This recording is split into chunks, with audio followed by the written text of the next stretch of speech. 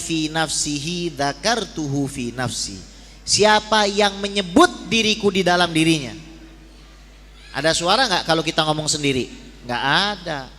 Tapi ada nggak kalam itu? Ada. Kalau makhluk saja punya kalam nafsi, apalagi Allah. Tuh kalau orang Wahabi mengatakan Allah ada suaranya, innalillahi wa inna ilaihi raji'un. Bahaya ya, jangan sampai ikut-ikutan akidah yang seperti ini. Mereka mengatakan bahwasanya Allah Subhanahu wa taala itu sifatul kalamnya baru di dalam zat Allah. Ini rata-rata orang Wahabi nggak paham terhadap akidah imamnya. Yang mengatakan Allah itu ahdasal kalam fi nafsihi Ibnu Taimiyah sendiri, imamnya orang Wahabi itu. Allah itu menciptakan kalam di dalam dirinya. Makanya mumpung ada Pak Camat di sini ya, tolonglah kalau ada masjid-masjid atau kajian-kajian yang meresahkan, yang kerjaannya bilang bid'ah, bilang sesat, ditegurlah Pak Camat. Betul? Ditegurlah. Kita ini sudah mengamalkan banyak tradisi, mulai yasinan, tahlilan, sholawatan, maulidan, dibaan, semuanya itu berdalil. Mereka kalau tidak mau silah, tapi kalau akhirnya memprovokasi umat hingga satu masjid itu membid'ahkan, itu bisa meresahkan masyarakat. Paling tidak ya kan, diajarkan supaya menghargai perbedaan, apalagi di tengah mayoritas umat Islam yang berakidah Ahlus Sunnah wal Jamaah. Shallu ala Sayyidina Muhammad.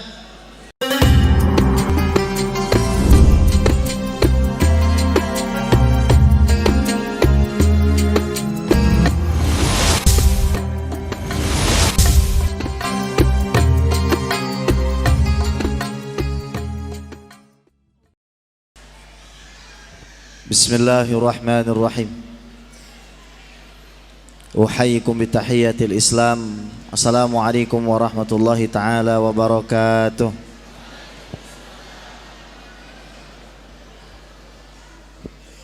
Alhamdulillah, wassalatu wassalamu ala sayyidina Rasulillah, sayyidina wa maulana Muhammad ibni Abdillah wa ala alihi wa sahbihi wa mawalah, wala hawla wala quwata illa billah. Ashhadu an la ilaha illallah wahdahu la syarikalah, wa ashhadu anna sayyidana wa maulana Muhammadan abduhu wa rasuluh, alladzi la nabiyya wa la rasula ba'dah. Amma ba'du, fa nawayna ta'allum wa ta'lim wal ifadah wal istifadah wal naf'a wal intifa' wal hatha ala tamassuki bi kitabillah wa sunnati rasulillah ibtigha'an mardatillahi wa wajhil karim. Allahumma faqihna fid din wa 'allimna ta'wil waj'alna minal ladzina yastami'una al-qawla fayattabi'una ahsanah. Allahumma arinal haqqa haqqan warzuqna ittiba'ah wa arinal batila batila warzuqna ijtinabah wa adkhilna bi rahmatika fi ibadikas salihin. Amin ya rabbal alamin. Yang saya muliakan para alim ulama, para habaib, para kiai, para sepuh dan tokoh masyarakat, para pejabat, muhibbin muhibbat baginda Nabi besar Muhammad sallallahu alaihi wasallam, wabil khusus Bapak Ketua BKM Ustadz Heri Setiawan, Bapak Camat Serpong Bapak Saifuddin SPD MSI, Bapak Lurah Serpong Bapak Sukari, Babinsa Bapak Dian Prasetyo, Binamas Bapak Aibtu Edison, Asatiz Kiai Haji Johana Zakaria, Ustadz Junaidi Ahmad, Dr. Andes Usman Audah, Dr. Andes Haji Yayat Kemal Kodrat, Haji Mumuh, dan sahabat saya Ustadz Mujmal, serta jamaah sekalian yang tidak bisa kami sebutkan satu persatu, namun tidak mengurangi ta'zim dan mahabbah kami. Memperingati Isra dan Mi'raj ini lebih penting daripada Rusia lawan Ukraina. Mencari nafkah untuk keluarga itu penting, tapi tidak ada apa-apanya dibandingkan Al-Isra wal Mi'raj. Melayani suami itu wajib, menjadi anak berbakti juga fardu ain, tapi tidak ada secuilnya dibanding keutamaan Al-Isra wal Mi'raj. Kenapa? Al-Isra ini yang mengingkarinya murtad. Mungkirul Isra kafirun wa mungkirul Mi'raj mubtadi'un. Orang yang ingkar kepada Al-Isra sudah murtad dari agama. Kenapa? Karena mengingkari ayat Al-Quran yang mutawatir dan qat'i. Kalau kita belajar ilmu hadis, maka kita akan lihat para ulama membagi hadis kalau dilihat dari segi banyaknya yang meriwayatkan ke dalam mutawatir dan ahad. Yang mengingkari hadis mutawatir, yang mengingkari khobar mutawatir semacam Al-Quran, maka dihukumi sebagai orang yang kafir atau murtad. Hal ini merupakan ijma' daripada ulama ahlu sunnah wal jamaah. Tadi ayatnya sudah dibacakan. Subhanalladzi asra bi abdihi lailam minal masjidil haram ilal masjidil aqsa alladzi barakna haulah linuriyahu min ayatina innahu huwas samiul basir. Jadi mengingkari Isra ini sama seperti mengingkari satu ayat dari Al-Quran. Jangankan satu ayat hadirin, ingkar satu huruf saja dari Al-Quran sudah keluar dari agama. Jadi perkara kita kumpul malam hari ini perkara yang teramat sangat penting. Kita lihat di belakang sana ada anak-anak kita yang mungkin mereka sekarang belum paham letak penting dan urgennya kita merayakan Al-Isra wal Mi'raj ini. Setahun, 2 tahun, 3 tahun, tidak apa-apa. Tapi 10 tahun lagi, 15 tahun lagi, sudah tertanam di dalam jiwa mereka, mengalir di dalam darah mereka, terpatri dalam embrio mereka, bahwasanya setiap bulan Rajab ada perayaan Isra dan Mi'raj baginda Nabi besar Muhammad sallallahu alaihi wasallam. Dan tidak ada yang lebih menyenangkan Rasul, tidak ada yang lebih membahagiakan beliau sallallahu alaihi wasallam daripada kita menyiarkan hal-hal yang menjadi bagian daripada kehidupan baginda Nabi besar Muhammad sallallahu alaihi wasallam. Yang mengingkari Mi'raj ini tidak dikategorikan ke dalam derajat orang kafir. Meskipun demikian, orang yang mengingkari Mi'raj tetap dikategorikan sebagai mubtadi' fasik, ahli bid'ah yang sesat. Kenapa? Karena orang yang mengingkari Mi'raj, dia tidak mengingkari hadis mutawatir, tapi mengingkari hadis ahad. Hadis mutawatir itu apa, Bib? Yang meriwayatkannya lebih dari 4. Para sahabat 4 lebih, tabi'in 4 lebih, tabi'in 4 lebih. Ini namanya mutawatir. Yang mengingkari model semacam ini, ya tadi sudah dikatakan berkali-kali, keluar dari agama. Kalau hadis ahad, kalau sahabatnya itu 1, tabi'innya 1, tabi'innya 1, itu disebut hadis gharib. Kalau sahabatnya 2, tabi'innya 2, tabi'innya 2, itu disebut hadis aziz atau mustafid. Kalau sahabatnya 3, tabi'innya 3, tabi'innya 3, itu disebut hadis masyhur. Yang mengingkari khabarul ahad, baik yang masyhur, baik yang aziz, baik yang gharib, tidak dihukumi kafir, tapi dihukumi sebagai ahli bid'ah. Ringkasnya, kumpulnya kita di malam hari ini adalah perkara iman. Orang udah kumpul di dalam tempat ini, itu udah bagus, luar biasa. Meskipun katakanlah tidur, meskipun dia tertidur di majelis ini, itu sudah sangat luar biasa, sangat istimewa. Kenapa? Posisinya nih orang beriman, tidak ada yang lebih penting dari iman. Tuh anak-anak kita yang bentar lagi mau ujian, kenaikan kelas, kelulusan, kalah kepentingannya dibandingkan Al-Isra wal Mi'raj ini. Ijazah itu mentok-mentok hanya menyelamatkan kita setahun 2 tahun, saudara. Tapi perkara iman kita kepada Isra-nya Nabi Muhammad SAW ini menentukan selamat atau celakanya kita seumur hidup kita selama-lamanya. Shallu ala Sayyidina Muhammad. Itu poin pertama. Yang kedua, di dalam Al-Quran, sependek pengetahuan kami, hampir-hampir tidak ada satu ayat yang mana Allah Subhanahu wa ta'ala menyebutkan tentang dirinya berkali-kali sebanyak di ayat ini.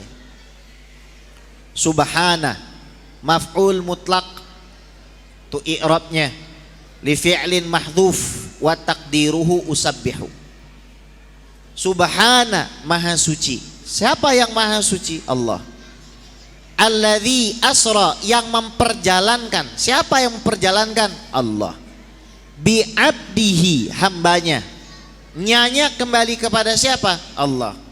Lailam minal masjidil harami ilal masjidil aqsa alladzi barakna, yang kami berkahi. Siapa? Allah lagi.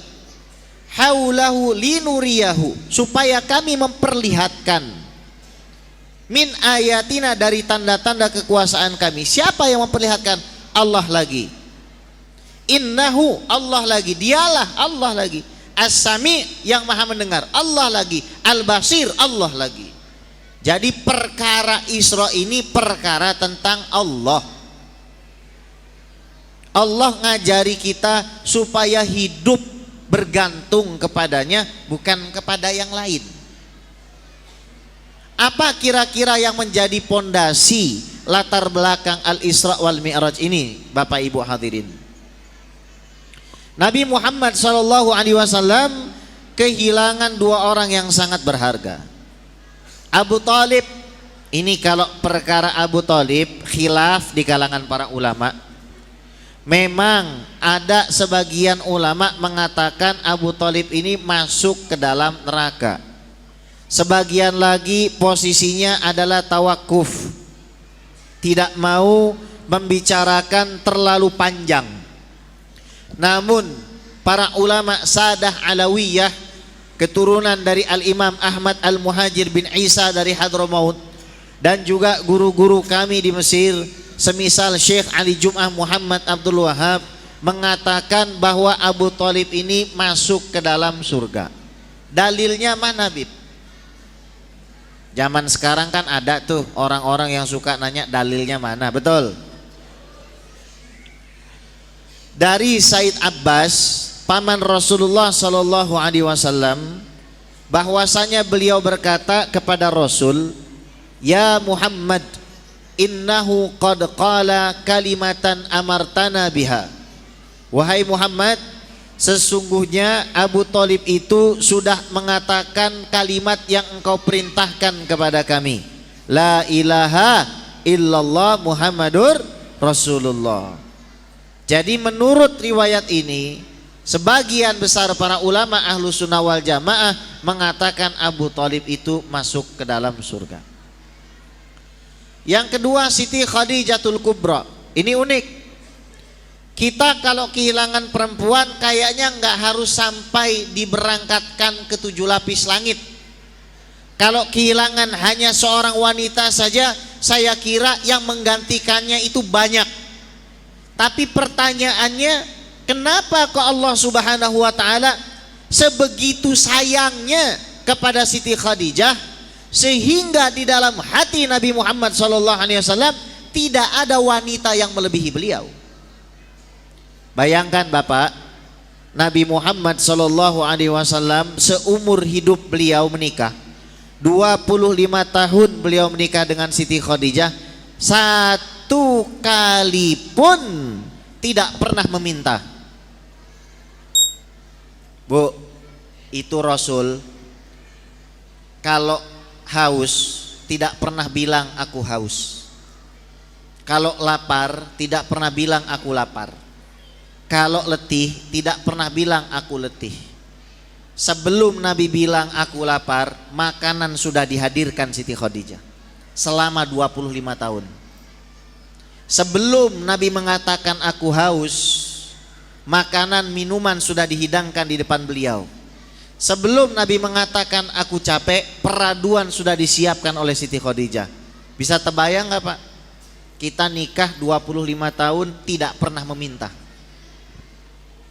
gak pernah menuntut apapun, karena istri kita sudah menghidangkan di hadapan kita. 25 tahun kita hidup dengan manusia seperti itu. Siapa figur pertama yang menguatkan Rasul ketika Rasul itu sempat takut tidak bisa menyampaikan syariat agama? Siti Khadijah. Habis dapat wahyu dari malaikat Jibril, sebagaimana dalam kitab Bad'il Wahyinya Imam Bukhari, di situ disampaikan Nabi itu takut tidak bisa mengemban amanah. Apa kata Siti Khadijah? Wallahi ma yukhzikallah. Demi Allah wahai Muhammad, Allah tidak akan mencelakakan kamu. Innaka latasilur rahim, karena engkau menyambung tali silaturahim. Wa taksibul ma'dum, suka memberi kepada orang yang tidak mampu. Wa tahmilul kal, mengangkat beban orang yang tidak kuat. Wa taqrid dhaif, engkau memuliakan tetamu yang datang padamu. Wa tu'inu ala nawaibil haq, dan engkau menolong dari para pembawa kebenaran. Kira-kira istri kita bisa ndalil begitu enggak? Maka kata para ulama, perempuan pertama yang jadi ulama itu Siti Khadijah, karena beliau pakar di dalam berdalil, sampai bisa berdalil begitu. Shallu ala Sayyidina Muhammad. Lalu pertanyaan selanjutnya, kapan? Ini khilaf di kalangan para ulama. Tadi pagi ini saya ngajar di daerah mana? Cipondoh. Ada masjid semi-semi Wahabi. MC-nya bilang begini, acara Isra dan Mi'raj. Kaget saya itu. MC-nya bilang, kita harus memperbaharui niat. Wah, ini benar, memperbaharui niat. Tapi kalimat selanjutnya nggak enak. Niat apa yang kita perbaharui? Kita tidak boleh berkumpul di sini karena mengkhususkan diri ibadah merayakan Isra dan Mi'raj, karena itu tidak diajarkan Rasulullah. Ini orang tidak tahu lagi ngomong di samping siapa. Wes tak bantai habis itu. Tak bilang begini, merayakan Al-Isra wal Mi'raj ini di zaman sekarang hukumnya hampir wajib. Yang tidak merayakannya dan bisa merayakannya dosa besar. Tak gituin sekalian. Dalilnya mana? Wa dzakirhum bi ayyamillah. Allah katakan di dalam Al-Qur'an, ingatkan manusia kepada hari-hari perintah itu. Kalau dalam ilmu usul fikih cuma dua, kalau tidak wajib sunnah. Jadi mengingatkan anak, istri, suami, Pak, jangan lupa nanti malam Isra dan Mi'raj, itu perintah Tuhan. Apalagi mengingatkan masyarakat. DKM itu kalau dia tidak merayakan Isra dan Mi'raj zaman sekarang, dosa dia. Kenapa? Karena tidak mengingatkan umatnya kepada hari yang besar yang mana Rasul sendiri memuliakannya. Dua, masalah mengkhususkan hari untuk ibadah itu dalilnya jelas. Dalam Fathul Bari syarah Sahihul Bukhari, Al-Imam Ibnu Hajar Al-Asqalani menjelaskan kalau Rasul itu punya rutinan pergi ke Masjid Quba setiap hari Sabtu. Setiap hari Sabtu rutin pergi ke Masjid Quba.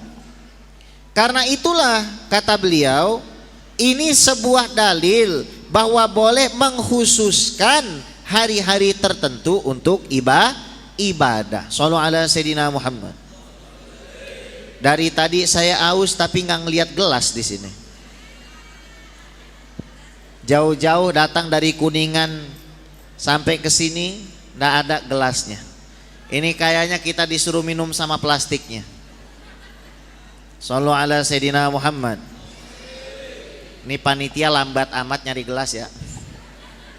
Nuangin kagak, narok sedotan doang. Ini iklan dibayar apa bagaimana?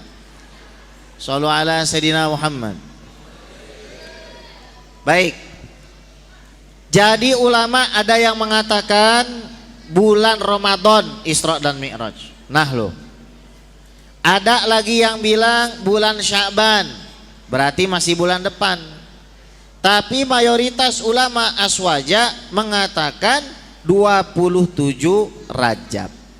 Pertanyaan selanjutnya, di mana? Ini khilaf lagi riwayatnya.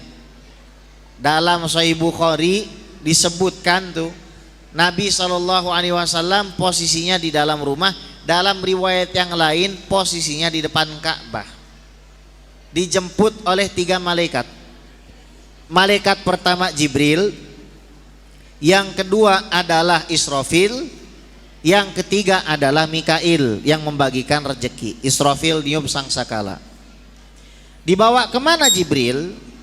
Dibawa kemana oleh Jibril? Ke arah sumur Zam-Zam. Tahu Bu, sumur Zam-Zam di mana?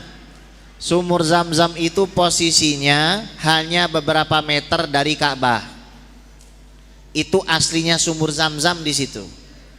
Lalu dibedah Nabi SAW. Pertanyaan selanjutnya, berapa kali Nabi dibedah seumur hidupnya? Nabi Muhammad SAW dibedah rata-rata orang jawab 2 kali. Ini kata Abu Ya Said Muhammad bin Alawi bin Abbas Al-Maliki kurang tepat. Yang betul 4 kali. Umur 4 tahun dibedah, umur 10 tahun, umur 40 tahun, dan umur 50 tahun. Kenapa kok dibedah? Apakah di dalam hati baginda Nabi Muhammad SAW ada kotoran sehingga harus dibedah dan disucikan? Enggak. Orang yang meyakini dalam hati Rasul itu ada kotoran, fasik dia. Bahkan bisa murtad Pak. Orang meyakini Nabi Muhammad tuh hatinya kotor. Sudah Pak, suruh syahadat ulang orang seperti itu. Jadi tidak macam-macam urusan kita ini. Kalau bicara soal Allah, bicara soal Rasulullah, tak boleh sembarangan. Kita punya tradisi ilmu akidah. Ini tradisi yang kuat, harus kita pertahankan. Lantas apa yang diambil? Ada yang dikeluarkan dari hati Rasul, namanya hadzuz syaiton. Hadzuz syaiton ini artinya rahmat Nabi Muhammad SAW kepada setan. Repot kalau Nabi merahmati setan. Akhirnya nggak akan ada orang masuk neraka. Karena setan saja dimintakan ampun oleh baginda Nabi besar Muhammad SAW. Kemudian dibawa Rasul SAW untuk ketemu dengan satu kendaraan yang namanya apa? Bu? Bukan borok. Kalau borok tuh di kaki Anda itu. Ya, namanya burok. Burok ini adalah hybrid atau kawin silang antara kuda kan tingginya segini. Yang udah pernah naik kuda impor tuh, ya. Kuda kan tingginya segini, harus naik tangga gitu tinggi kan. Tinggi kuda tuh segini kan. Kemudian hybrid campuran dengan himar. Himar tuh keledai segini. Jaelah datang terlambat. Masya Allah. Terima kasih, jazakumullah. Nggak dibukain coba, nanggung banget kan. Shallu ala Sayyidina Muhammad. Jadi kawin silangnya itu namanya bagol. Jadi bagol itu semana Bib? Ya seginilah kira-kira. Kawin silang antara kuda sama keledai itu bagol. Nah burok itu setinggi bagol. Ini awal-awal burok nggak mau dinaiki Rasulullah. Karena dia nggak tahu berhadapan sama siapa. Ini pelajaran hidup kita, jangan seperti burok. Kita remehin orang gara-gara pakaiannya. Salah. Belum lama saya dari Kalimantan, saya nggak mau sebutin daerahnya mana. ketemu sama bapak-bapak, bajunya batik lusuh, celananya biasa bahan, nyumbang pesantren 60 apa? 60 juta, 60 miliar. Satu orang. Dulu ketika dia datang ke Kalimantan cuma bawa 600 perak. Ini kisah nyata nih di Pelai Hari sono di Kalimantan. Kita jangan ngeremehin orang. Kita nggak tahu samping kita ada siapa. Gara-gara dia pakai repis, pakai jin, pakai kaos, terus kita remehin dia. Nggak tahu kita dia siapa. Meskipun kita ngelihat yang bagus-bagus. Kalau yang pakai jin sama lepis aja kita hormatin, apalagi yang pakai koko sama sarung sama peci. Itu cara berpikirnya. Intinya kita tidak boleh merasa lebih baik dari orang lain. Nggak bisa bu masuk surga bu. Tuh pelacur Bani Israel, mohon maaf, dia gara-gara ngasih minum anjing yang najis mughalladhah, dia masuk ke dalam sumur, dia ambil air dengan sepatunya, dia gigit sepatunya, merangkak keluar sumur, dia kasih minum anjing itu, bukan ditaruh minumnya, diberikan minum, didulangi, disuapi air minum anjing pak najis mughalladhah, menjadi sebab diampuni dosanya. Artinya apa? Kita ini nggak akan bisa diampuni dosanya kalau kita masih ngerasa lebih baik bahkan dari seekor anjing. Kita kadang udah hafal Quran misalkan, udah punya ilmu, jangankan dari anjing, dari manusia aja kita ngerasa lebih baik. Terus kita gimana caranya mau masuk surga? Jangankan begitu, sama orang yang lebih baik dari kita aja kita ngerasa lebih baik dari dia, itu sudah a'dhamil musibah itu. Dulu di zaman Rasul, nih hadis riwayatnya Imam Al-Haythami dalam Majma' Zawaid, derajatnya hasan. Ada orang masuk ke dalam masjid. Masuk dia ke dalam masjid, para sahabat bilang, ini orang alim, ini orang soleh. Tahu nggak kata Rasulullah? Ra'aitu baina ainaihi saf'atan minasyaiton. Enggak, saya ngelihat di antara kedua mata orang itu ada setan. Didatengin sama Rasulullah. Ara'aita hinan tahaita ilal majlis laisa fi qaum khairun minni. Benar nggak kamu ketika masuk ke dalam masjid, kamu berkata di dalam hatimu, di dalam masjid ini nggak ada orang yang lebih baik dari saya. Padahal di masjid itu ada Rasulullah. Ini orang udah kelewat batas. Udah kelewat batas sombongnya. Sampai merasa lebih baik dari Nabi Muhammad. Pak, hati-hati masuk dari situ ngerasa lebih baik dari yang ada di depan sini. Kita yang di depan hati-hati ngerasa lebih baik dari yang duduk di belakang. Meskipun katanya kalau di majelis yang duduk nyender sama tembok pahalanya bagi dua sama tembok begitu. Ini aki-aki bukan nyender sama tembok, gimana pengen nambah bini. Orang yang nambah bininya mah nggak mungkin majelisan nyender sama tembok. Iya. Orang disandarin orang lain aja nggak sanggup, gimana pengen nambah gitu kan? Dia aja masih senderan. Ya orang kalau nambah harim mah begini nih, kayak Pak Haji nih baju putih. Wah, ini ada calon-calonnya nih nambah harim nih. Tegap banget duduknya dari tadi kan? Shallu ala Sayyidina Muhammad. Itu pelajarannya. Akhirnya setelah dikasih tahu malaikat Jibril sadar tuh Buruk. Naik mulai Isra. Oke. Isra dan Mi'raj ini dua peristiwa yang berbeda. Isra itu perjalanan yang sifatnya horizontal dari Masjidil Haram ke Masjidil Aqsa. Dikatakan Masjidil Haram bukan masjid yang haram. Itu Masjidil Haram berarti haram ya, enggak. Masjidil Haram itu artinya masjid yang disucikan. Masjidil Aqsa, kenapa disebut Masjidil Aqsa? Al-Aqsa itu artinya yang jauh. Karena belum ada Masjid Al-Mujahidin. Dulu tuh belum ada Masjid Al-Mujahidin. Kalau dulu ada Masjid Al-Mujahidin, mungkin inilah Masjidil Aqsanya. Karena yang paling jauh dari kota Mekah itu adalah masjid yang ada di Baitul Maqdis. Kalau Mi'raj itu perjalanan yang sifatnya vertikal dari Masjidil Aqsa ke Sidratul Muntaha. Toib, kita mulai ceritanya. Tadi itu baru muqaddimah. Jadi kira-kira ceramah selesai jam 3 subuh lah gitu. Shallallahu ala Sayyidina Muhammad. Rasulullah tuh paling suka minum susu putih dingin. Rasanya manis. Nih tak kasih tahu DKM, Isra dan Mi'raj, Maulid Nabi, Nuzulul Quran, minuman wajibnya tuh susu putih dingin manis campur madu. Buah yang wajib ada semangka. Itu semua adalah minuman dan buah-buahan yang disukai oleh baginda Nabi besar Muhammad. Terus Nabi paling suka apa lagi, Bib? Daging kambing. Jadi panitia ya sudah disindir-sindir begini ngerti lah ya. Nanti pulang dari sini semua jamaahnya kita makan nasi kebuli. Saya nggak tahu entah kebuli entah kibuli. Shallallahu ala Sayyidina Muhammad. Tempat pertama yang dikunjungi oleh Nabi SAW ini ladang kurma. Ya Muhammad sholli rakaatin.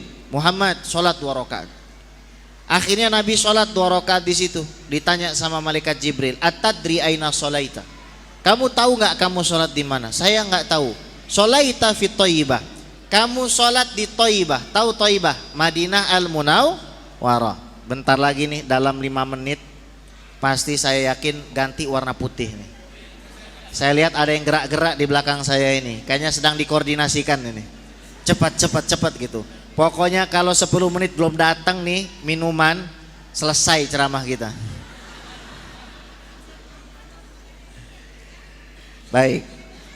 Terus Nabi jalan lagi. Setelah Nabi jalan, Nabi ngeliat satu fenomena yang mengerikan. Jadi ada sekelompok orang banyak, mereka mengangkat batu-batu besar, dihantamkan ke arah kepala mereka sendiri sampai pecah. Utuh lagi, dihantam lagi. Utuh lagi, dihantam lagi. Nabi penasaran, tanya sama Rasulullah, "Manhum? Siapa mereka?" Apa kata malaikat Jibril? "Humul ladzina tarakus shalah min ummatik." Muhammad, itu adalah azab bagi umatmu yang suka meninggalkan sholat. Yang suka meninggalkan sholat, coba ambil batu kecil, terus taruh di atas kepala, lepasin. Kalau masih benjut, jangan coba-coba ninggalin sholat, karena azabnya ngeri, mecahin batok kepalanya sendiri. Na'udzubillah tsumma na'u. Bu, yang penting tuh anak kita sholat. Jangan sampai kita pentingin anak kita sekolah. J.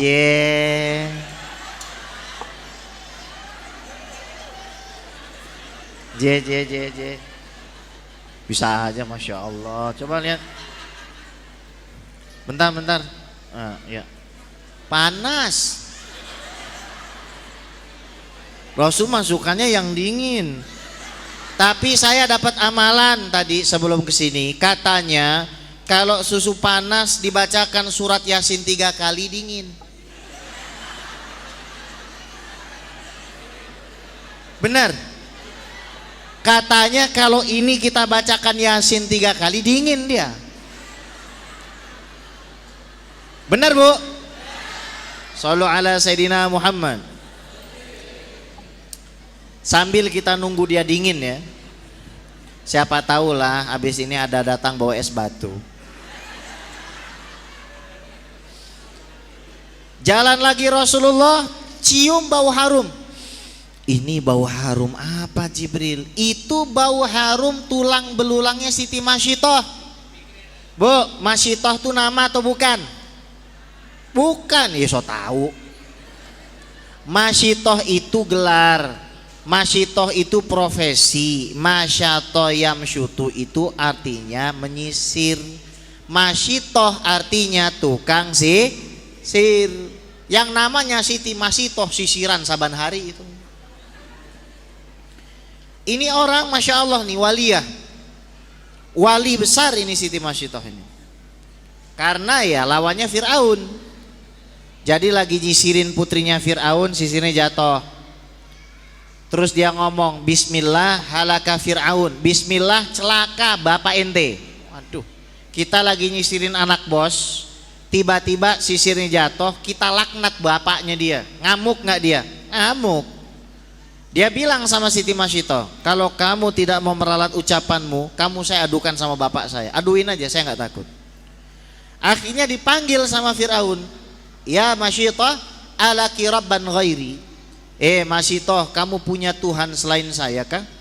Kata Siti Masitoh, Rabbi wa rabbukallah, Tuhan saya dan Tuhanmu adalah Fir'aun ini ibaratnya anak kecil masa kecilnya kurang bahagia. Kalau Fir'aun nih orang Cipondoh, udah anak ajak ngopi dia. Misalkan Fir'aun tinggal di Cipondoh gitu kan. Sini ya Bib gitu kan. Ente Tuhan, iya. Kira-kira duluan mana? Kamu atau bapakmu? Bapak saya. Bapak ente Tuhan? Bukan. Lah kenapa ente jadi Tuhan?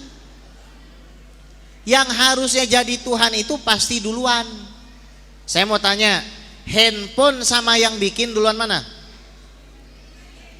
Bisa nggak handphone ini bilang, saya dengan yang buat saya duluan saya? Nggak mungkin. Makanya kita belajar sifat 20, wujud, qidam, mukhala, lil, qiyamuhu, kudrah, ilmun, hayat, muridan, aliman, hayan, basiran. Sallu ala Sayyidina Muhammad. Akhirnya Fir'aun bilang, kalau gitu kamu saya bunuh. Baik, bunuh saya, tapi saya punya satu wasiat. Apa? Tolong kumpulkan tulang saya dengan tulang seluruh keturunan saya dan juga suami saya di satu tempat. Akhirnya dikumpulkan dalam satu tempat ketika sudah meninggal. Sebelum meninggalnya itu disiapkan kuali yang sangat besar. Ini kuali besarnya luar biasa, diberikan air panas, kemudian diberikan minyak, sehingga panasnya sangat luar biasa. Yang pertama masuk suaminya Siti Masitoh, yang kedua anak sulungnya.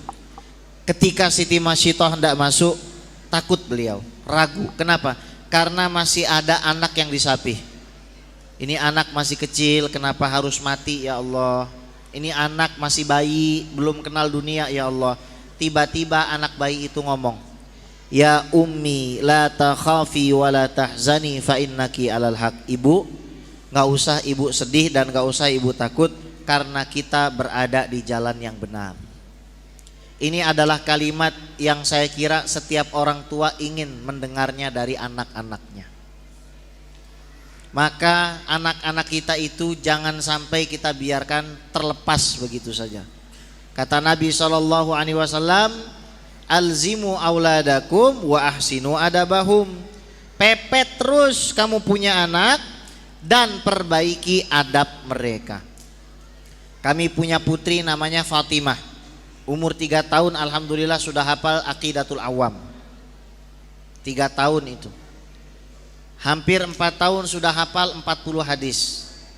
Ketika sudah nginjak umur 5 tahun sudah hafal 30 juz. Rahasianya apa Bib? Rahasianya disowani kepada para ulama dan habaib. Kemudian setelah disowani ditahnik ya. Biar dikasih makan kurma yang manis dari para ulama dan juga para habaib. Itu sangat berpengaruh. Kenapa di teknik itu pakai kurma? Karena supaya mulutnya manis, ngomongnya juga manis. Bu, ibu kalau suaminya mulutnya cerewet dan pedas, dulu di tekniknya pakai cabai itu. Jalan lagi itu Nabi Muhammad SAW melihat sekelompok orang yang mencakar-cakar tubuhnya dengan kuku tembaga. Bingung Nabi, ini siapa Jibril? Lalu kata malaikat Jibril, humul ladzina yaghtabuna ala ikhwanihim ya Muhammad. Mereka adalah orang-orang yang suka menggibahi saudaranya. Zaman sekarang ada MGF, Majelis Gibah Forever. Nah, ketemu di masjid gibah, ketemu di pasar gibah, ketemu di angkot gibah, ketemu di masjid gibah, habis sholawatan gibah. Kafarotnya gibah itu kata Imam Ahmad dua. Satu, mulutnya orang yang ngomong itu ente tutup. Ada orang ngomong, tuh fulan begini, tutup aja mulutnya. Kalau nggak berani nutup mulut orang itu, pergi dari situ. Kenapa? Karena bala dan musibah itu sedang turun. Jadi nak macem-macem kita ini bicara soal gibah ini, hukumannya berat. Jalan lagi Nabi Muhammad SAW, tiba-tiba ketemu dengan sebuah pohon. Kata malaikat Jibril, ya Muhammad sholli, wahai Muhammad sholatlah. Ditanya sama malaikat Jibril, atadri aina sholaita, kamu tahu nggak sholat di mana wahai Muhammad? Lah, kamu sholat kata malaikat Jibril di pohon di mana Nabi Musa alaihissalam berteduh waktu dikejar oleh Fir'aun. Apa hikmahnya? Kita harus menjaga peninggalan sejarah. Kalau kita lihat sejarahnya NU dulu, NU sebelum didirikan Jam'iyah Nahdlatul Ulama itu, orang-orang di Saudi sana atas pimpinan Abdul Aziz Al Saud menghancurkan kubah-kubah para wali. Jadi kayak kubah di Keramat Empang tuh dihancurin, kubah di luar Batang tuh dihancurin. Pokoknya barang ada kubah model di Ampel tuh dihancurin. Sampai tersisa kubahnya Rasulullah. Akhirnya datanglah siapa? Kiai Haji Abdul Wahab Hasbullah ke sana.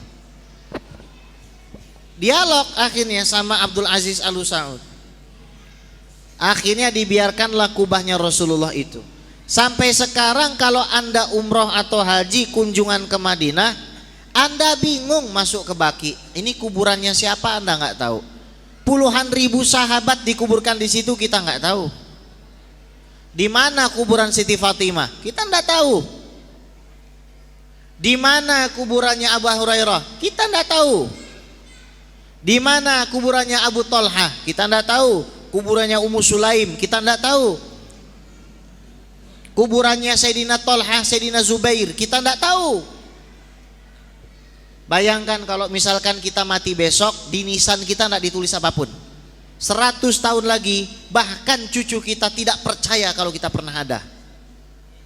Faman laisa lahul madi laisa lahul mustaqbal. Ingat anak muda, orang yang tidak menghargai jasa pendahulunya, orang yang tidak menghormati masa lalunya, orang seperti itu tidak punya masa depan. Siapapun orang itu yang tidak menghargai. Makanya kita sholat ini jarang khusyuk. Kenapa? Ya itu sebabnya. Kita lupa berapa ratus juta darah yang dikorbankan, berapa banyak jantung yang tertusuk tombak, berapa banyak tangan yang termutilasi supaya syariat sholat ini sampai kepada kita. Kita ini nggak ujuk-ujuk bilang Allahu Akbar, nggak ujuk-ujuk bilang Sami Allahu liman hamidah. Nggak. Ada berapa ratus jiwa yang sudah dikorbankan itu. Ingat darah para syuhada ketika kita takbiratul ihram itu. Kita sholat Allahu Akbar, sami'allahu liman hamidah, Allahu Akbar, sami'allahu liman Allah, assalamualaikum warahmatullahi wabarakatuh, assalamualaikum, Allahu Akbar. Tidak ada penghargaan sedikit pun kita. Coba kita bayangkan para sahabat dimutilasi supaya kita bisa sekarang begini. Rasulullah harus jatuh miskin luar biasa untuk kita supaya seperti ini. Makanya kita hargai betul-betul itu syariat sholat itu. Ketika lagi mau sholat tuh kita pikirin dulu, ya Allah kalau bukan karena Rasulullah, jasa para pahlawan, saya tidak bisa sholat. Ya Allah, terima kasih ya Allah atas syariat ini. Allahu Akbar. Baru kerasa di dalam hati kita sholat. Ada penghargaan, dan itu harus kita beritahu kepada anak cucu kita. Jangan sampai jadi generasi yang tidak menghargai jasa para pendahulunya. Shallu ala Sayyidina Muhammad. Lanjut nggak? Ini Isra aja belum kelar, ya Allah. Isra aja belum selesai nih, gimana Mi'rajnya nih?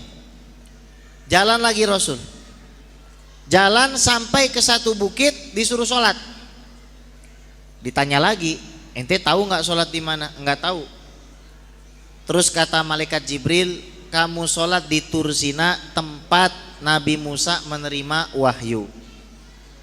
Wa kallamallahu Musa taklima. Allah berbicara dengan Nabi Musa.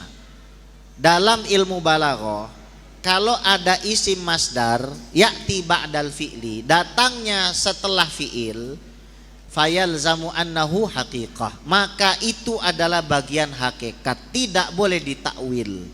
Artinya apa? Allah memang berbicara dengan Nabi Musa, tapi tolong dicatat, kalamnya Allah ini tidak sama dengan makhluk. Kalam makhluk ada awalan akhiran, kalam makhluk ada suara dan ada getaran. Kalam Allah bila harfin wala sautin, tidak ada huruf dan suara. Itu kalam Allah. Beb, emang ada kalam yang gak punya huruf dan suara? Ada, namanya kalamun nafsi. Kalam nafsi ini adalah kalam yang tidak berupa huruf dan suara. Dalilnya mana? Hadis qudsi.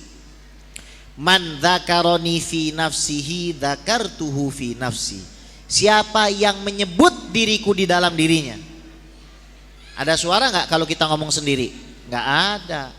Tapi ada nggak kalam itu? Ada. Kalau makhluk saja punya kalam nafsi, apalagi Allah.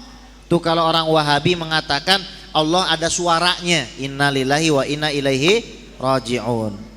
Bahaya ya, jangan sampai ikut-ikutan akidah yang seperti ini. Mereka mengatakan bahwasanya Allah Subhanahu wa taala itu sifatul kalamnya baru di dalam zat Allah. Ini rata-rata orang Wahabi nggak paham terhadap akidah imamnya. Yang mengatakan Allah itu ahdasal kalam fi nafsihi Ibnu Taimiyah sendiri, imamnya orang Wahabi itu.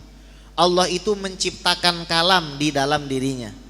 Makanya mumpung ada Pak Camat di sini ya, tolonglah kalau ada masjid-masjid atau kajian-kajian yang meresahkan, yang kerjaannya bilang bid'ah, bilang sesat, ditegurlah Pak Camat.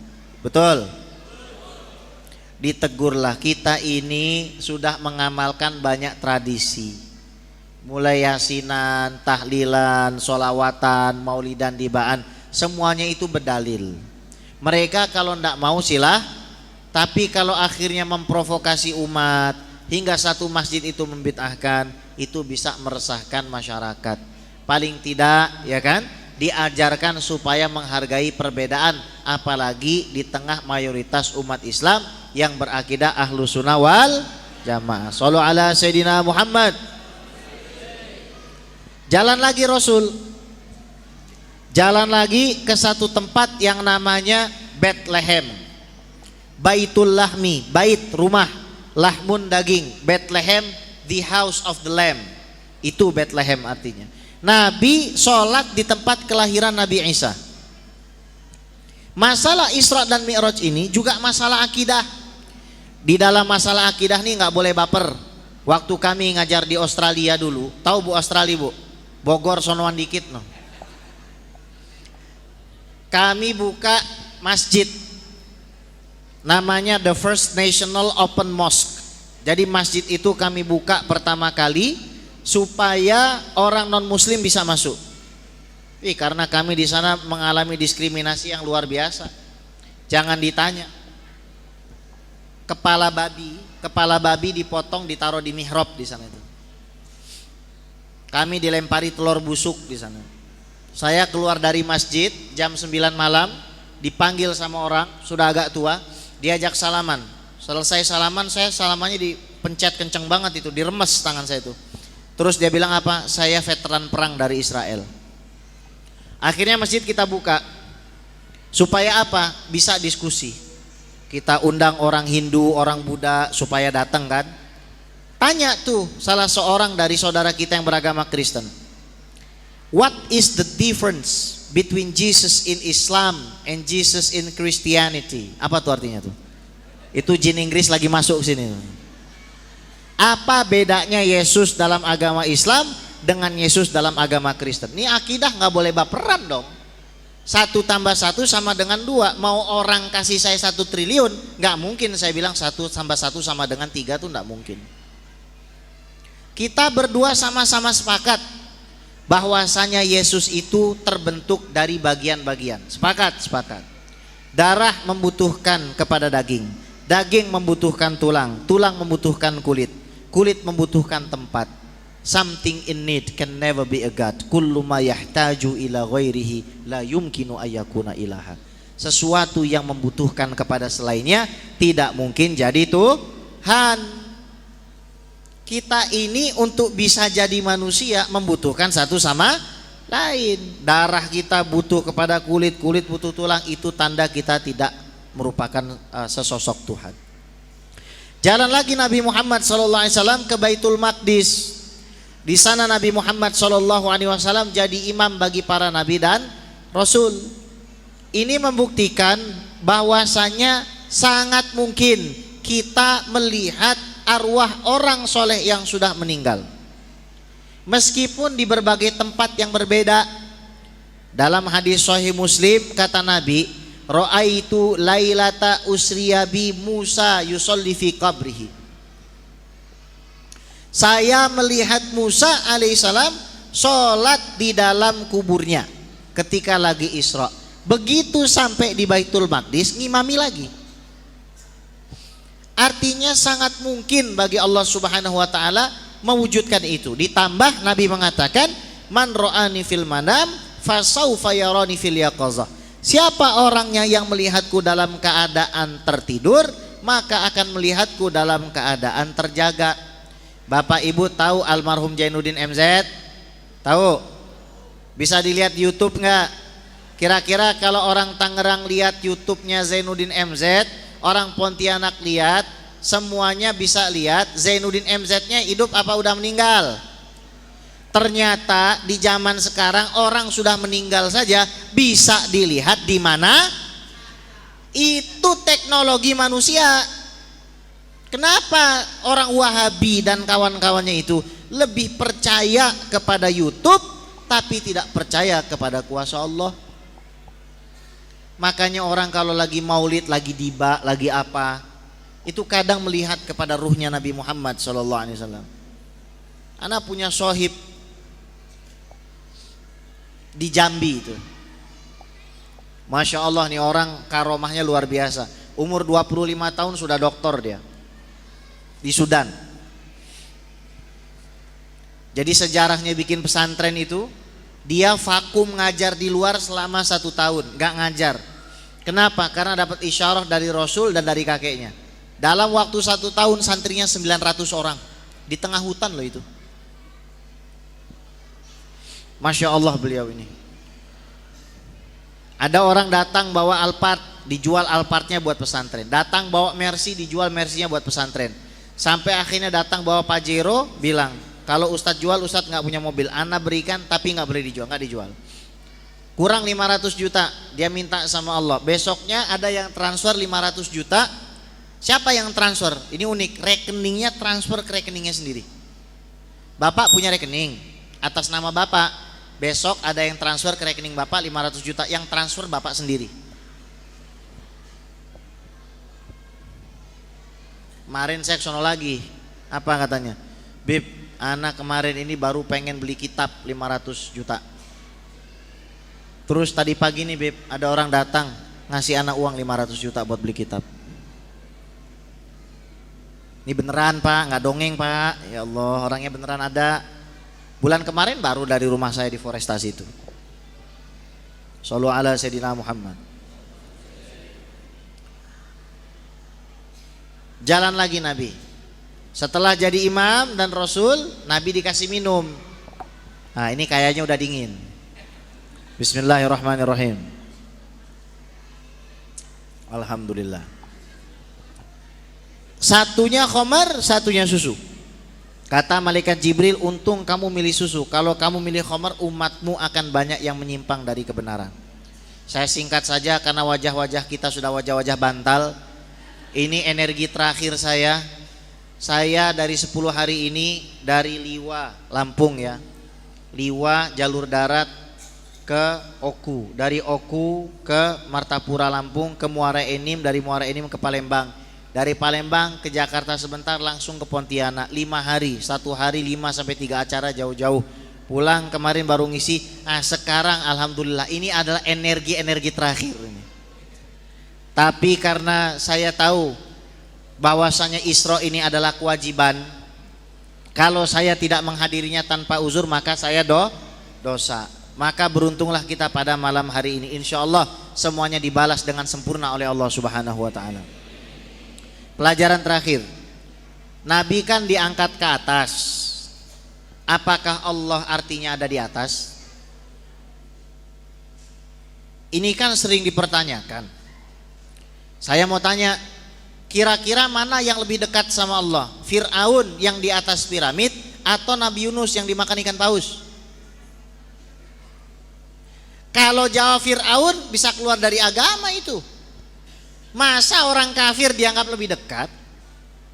Yang betul adalah Nabi diangkat ke atas karena memang atas arah yang mulia. Bukan artinya Allah alamatnya di atas. Kalau begitu kesian imam yang di lantai 1 kalah sama makmum masbuk yang di lantai 2. Karena yang di lantai 2 lebih dekat dengan Allah.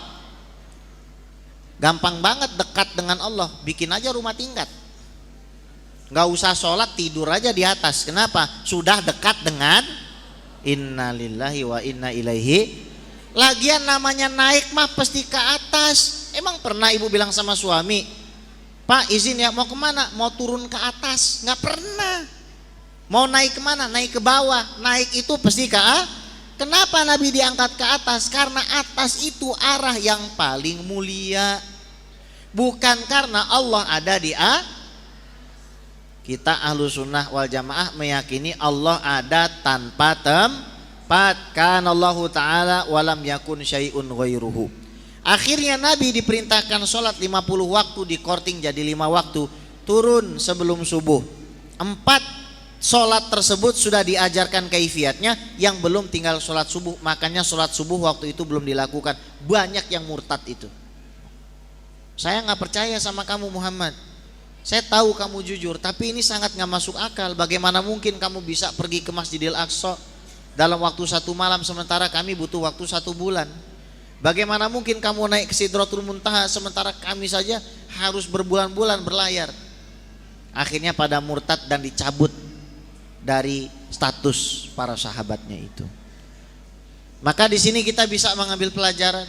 1, jadilah kita manusia yang berakhlak mulia. Supaya ketika kita meninggal, kita itu diingat dan dikenang oleh orang-orang yang kita cintai. Dikenang sama suami sebagai istri yang baik. Dikenang oleh orang tua sebagai anak yang baik. Dikenang oleh suami sebagai istri yang baik. Dikenang istri sebagai suami yang baik. Dikenang sebagai murid dan guru yang baik. Pelajaran kedua, kita tidak boleh putus asa dari rahmat Allah. Bagaimanapun susahnya Nabi Muhammad SAW, beliau tetap yakin dan tawakal. Kalau Allah mampu merubah kesedihan Nabi Muhammad kepada kebahagiaan, Allah pasti dapat melakukan hal yang sama dengan cara yang jauh lebih mudah kepada antum. Kemiskinan bisa dirubah menjadi kekayaan. Kebodohan bisa dirubah menjadi kecerdasan. Keterbelakangan bisa dirubah menjadi kemajuan. Semua itu adalah semangat yang dibawa oleh Isra Mi'raj baginda Nabi besar Muhammad sallallahu alaihi wasallam. Pelajaran yang terakhir, belajarlah akidah. Saya khawatir dengan teman-teman yang di Tangerang ini. Semakin lama semakin banyak masjid yang dimasuki pemikiran Wahabi. Dikit-dikit bid'ah, dikit-dikit sesat. Kita ini sayang dengan siapapun.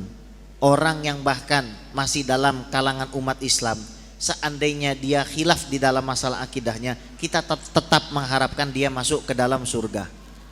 Tapi salah satu hak yang harus kita tunaikan kepada Allah adalah amar ma'ruf nahi mungkar.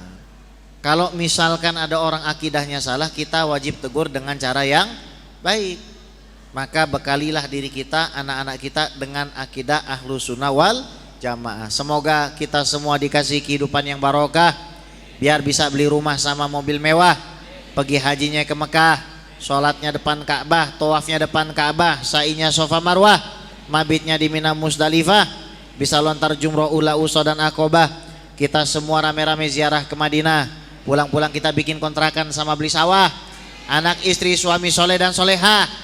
Yang kencang Pak, hidup istiqomah, istri 3 dibeliin rumah.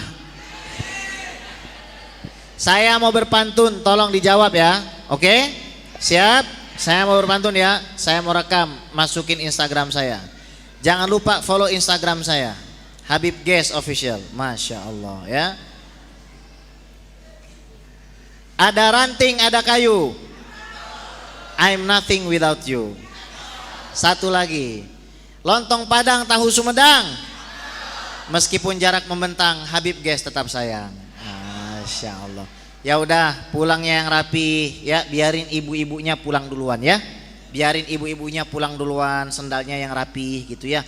Kita biar enak dilihatnya sama Rasulullah ya kan, nggak nyenggol bini orang ya, nggak nyenggol janda orang ya. Biarin mamanya dulu rapi keluar belakang ya. Banser ditertipin ya, jangan sampai ada yang jahil gitu kan. Kadang-kadang banser juga jahil soalnya. Ini banser cewek juga ada jahil. Anak waktu di pulau seberang sono, banser ceweknya minta cium tangan, bisa banget dah. Jangan sampai seperti itu. Dah khair, pokoknya diatur yang baik supaya kita juga enak dipandang Nabi Muhammad sallallahu alaihi wasallam. Kurang lebihnya saya mohon maaf. Wal afu minkum. Assalamualaikum warahmatullahi taala wabarakatuh.